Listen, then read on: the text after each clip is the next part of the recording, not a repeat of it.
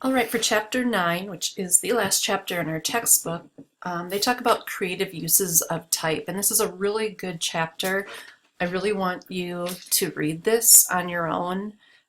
There's a lot that applies, well, not a lot, everything in it applies to graphic design, but there's a lot of creativity in there, and I really want you to go above and beyond watching this video and doing the one thing that you have to do. I would love for you to read that chapter in the book and look at all the extra imagery in there. So, creative uses of type. Start out with a little humor.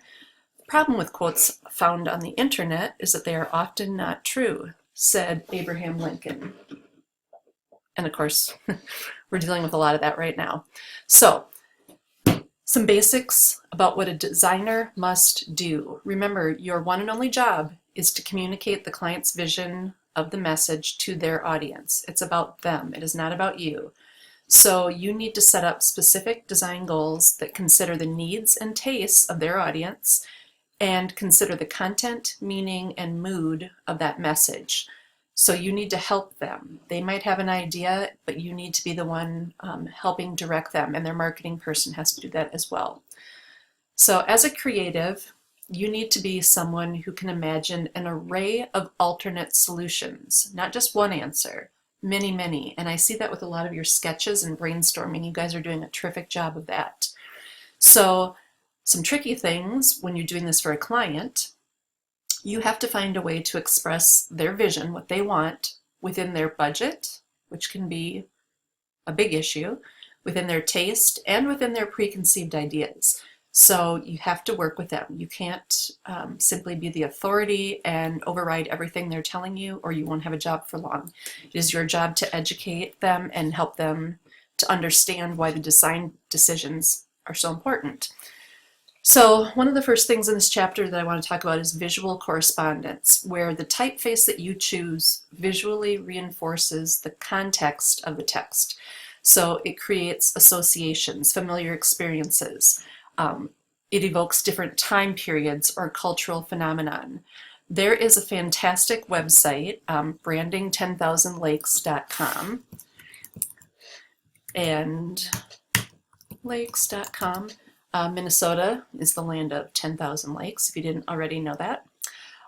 So this person challenged herself to do something each and every day of the year for 365 days of the year.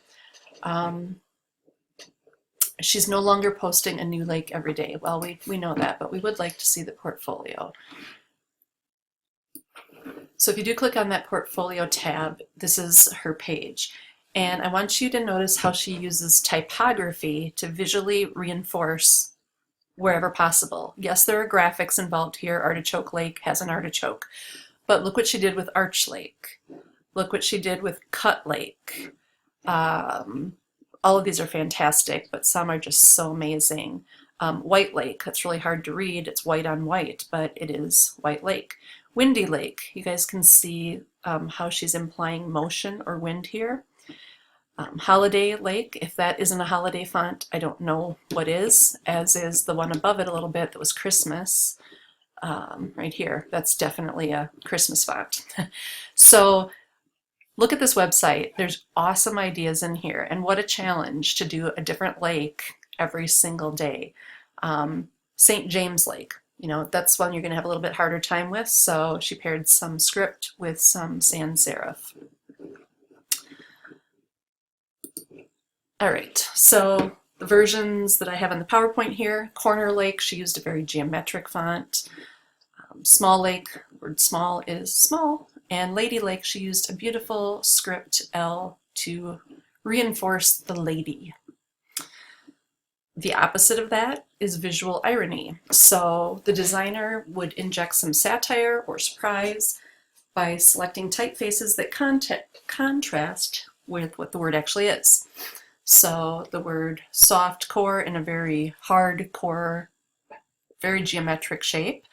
I think we've seen where we've typeset the word love and hate in different fonts, and you can put the word love in a really mean font, if you will, or something hard like this, and you can put the word hate in all script and make it look very sweet and nice. Some other tips. Keep it simple, as is perfectly illustrated in this example. And I love Comic Sans. I have to inject that wherever I can. Visual exaggeration reinforces the meaning of the content by placing the text in a way that actually acts out the content. So back from that website of branding 10,000 lakes, Donut Lake, obviously the graphic here helps with that. This, what does this look like to you guys?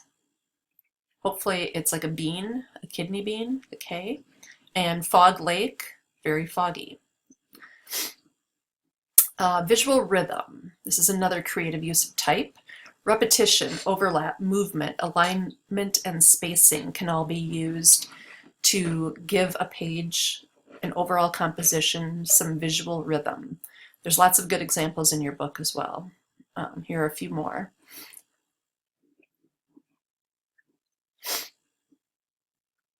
Visual distortion.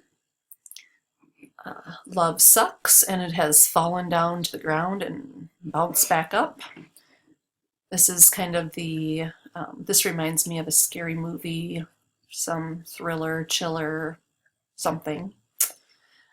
Dimensional type, something that looks like it has 3 dimensions. We get that from using drop shadows or offsetting different areas. In this case, something as simple as doing a little stroke makes it look 3-dimensional, like you could touch it. That can add a lot to your pieces as well. Some decorative typography elements, so swirls and borders and all these different things can really add to your typography layout. So that's it for this one. I want you to go and really look through chapter 9 in the book, spend some time with it, get inspired by it, and when you're done with that, come back and watch the next video.